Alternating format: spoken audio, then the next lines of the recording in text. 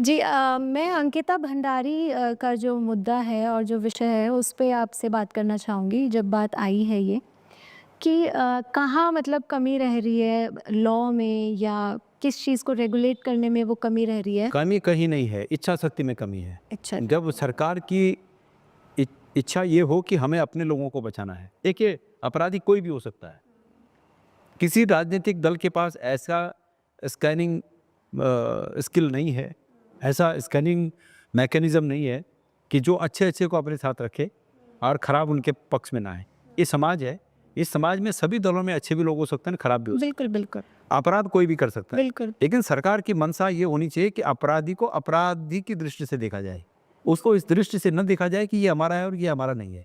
आपको मैं बता दूँ, अंकिता भंडारी हत्याकांड में अगर तथाकथित उस वीआईपी को सज़ा मिली होती तो दूसरे लोग इससे सबक लेकर इस अपराध में नहीं जाते। आप लेकिन क्योंकि उसको बचाव हुआ। यहाँ पे किसकी बात कर रहे हैं? नहीं, अंकिता भंडारी हत्याकांड में एक वीआईपी का ज़िक्र आया ना, हाँ, अब वो कौन है मैं नहीं जानता, जी, जी, जो भी हो। लेकिन ये तय है कि वो कांड उस तथाकथित वीआईपी के लिए किया गया, जी, ठीक है? ये उस लड़की ने कहा, उस लड़की ने अपने एक दोस्त को जी, जी, चैट करके ये कहा जी, कि किसी वीआईपी के लिए मुझे प्रेशर किया जा रहा है। बिल्कुल, बिल्कुल। तो सवाल ये है कि उसको ये उस समय जिस समय वो ये बात लिखी उसने, उस समय उसको ये मालूम थोड़ी था कि मुझे मार देंगे और बाद में ये कोई तथ्य बन पाएगा। ये तो उसने इस मकसद से नहीं कही ये बात कि ये तथ्य बनाना है।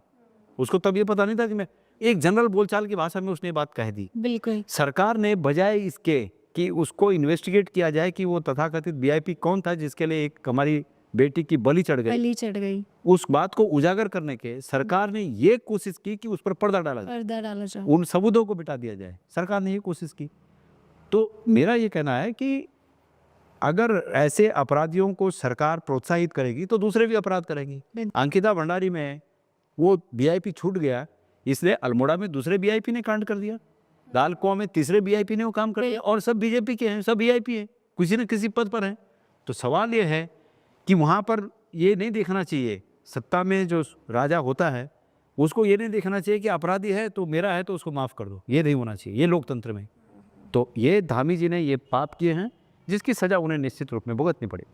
बाकी ये बीजेपी का कल्चर है और ये गुजरात मॉडल है कि एक रैपिस्ट को बड़े स्वागत के साथ जो है उसका खुलेआम स्वागत किया जाता है कि इसने ये कृत्य किया और सिर्फ खुशी इस बात की थी कि उसने शिकार किसी दूसरे जाति धर्म की लड़की को। बिल्कुल, बिल्कुल। तो जो समाज इतना संकीर्ण हो जाए, ये गुजरात मॉडल है, ये दूसरा और कहीं नहीं हो सकता। जो समाज इस तरह हो जाए, मैं समझता हूँ कि और ऐसा नहीं कि गुजरात में सब ऐसे हैं, गुजरात में अच्छे लोग भी हैं, लेकिन जिस बात को गुजरात मॉडल के नाम से प्रचारित करने की कोशिश की जा रही है, वो बात गलत है और वो यही मॉडल है। बिल्किस बानो के अपराधियों को जो भी है बिल्कुल छोड़ा आप गया, तमाम मालाओं के साथ, मिठाइयों के साथ उनका स्वागत किया गया। दोस्तों ऐसे ही इंटरेस्टिंग क्लिप्स हमने इस चैनल पे अपलोड की हुई हैं। चैनल को देखते रहो, एक्सप्लोर करते रहो और ऐसी वीडियोस का मज़ा उठाते रहो।